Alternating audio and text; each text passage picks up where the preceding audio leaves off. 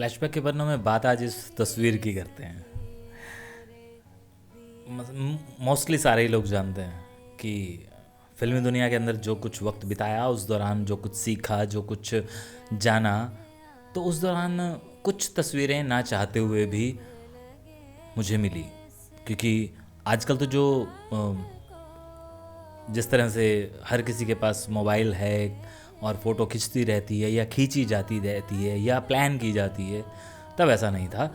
हमारे टाइम के अंदर सेट पर ही एक स्टिल दादा होते थे जो कि किसी की भी कभी भी फ़ोटो खींच दिया करते थे। हालांकि उनका काम होता था उन तस्वीरों को खींचना जो कि वर्किंग स्टिल्स होती थी, कंटिन्यूटी के लिए की जाती थी कि हाँ जी, आज अगर एक सीन जो कर रहे हैं और अगर इसका कुछ रह गया या कुछ काम पेंडिंग हो गया या कभी इसका कुछ मिसमैच करना पड़ा, तो 15 दिन बाद हम कैसे सारी चीज़ों को एज इट इज़ दिखा पाएंगे। तो वो कंटिन्यूटी के लिए की जाती थी। लेकिन कुछ वर्किंग स्टिल्स भी दादा कर देते थे और वो आफ्टर शूट सेम डे नहीं, पूरा शेड्यूल कंप्लीट होने के बाद दे दी जाती थी। पहले बहुत रेयर सॉफ्ट कॉपीज़ मिलती थी, बट ये तब की फ़ोटो है जब सॉफ्ट आनी शुरू हो गई थी, यानी कि नेगेटिव पर नहीं, DSLR पर स्टिल्स होती थी और फिल्म भी डिजिटल हो चुकी थी। मैं ज़्यादा लंबी पुरानी बात नहीं करता हूँ, ये तो 2011 की ये तस्वीर है। इस तस्वीर के अंदर ओम साहब सर खुजला रहे हैं, मेरे हाथ में उनका मोबाइल है।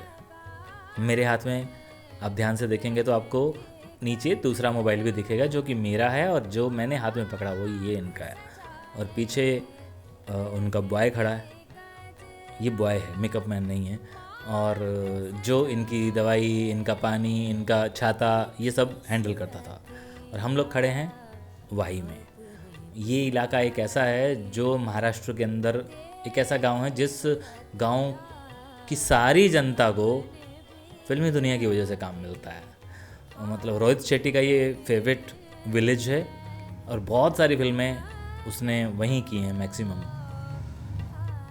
और हमारी जो फिल्म ये ख्वाब थी, ये उसका एक फ़ोटो है।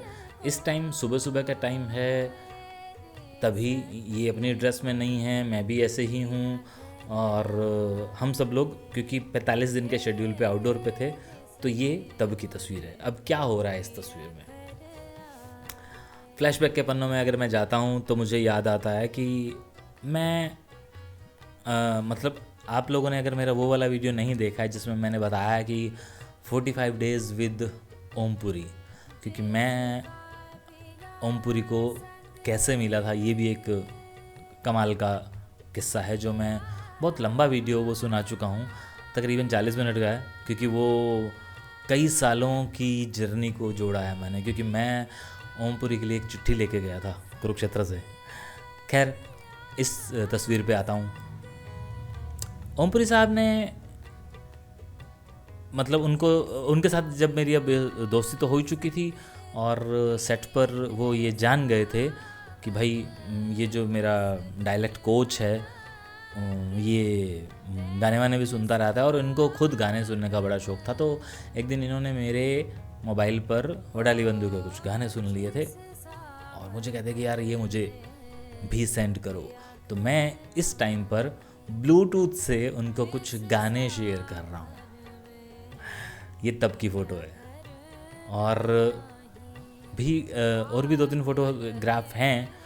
इस फिल्म की तो बहुत सारी हैं, लेकिन इनके साथ जुड़ी हुई ये वाली जो फ़ोटो मेरे सामने आई, जो ठीक ठाक क्वालिटी में है, तो मुझे लगा कि मैं इस तस्वीर के बारे में तो मैंने कभी आपको बताया ही नहीं है।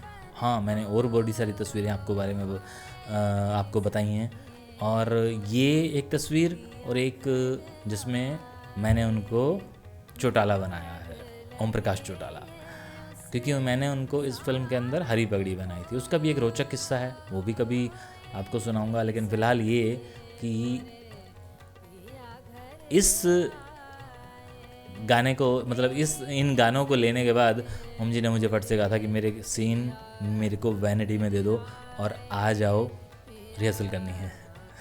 तो इस दिन ये हुआ था। और ये था इस तस्वीर के पीछे का सीन। शुक्रिया।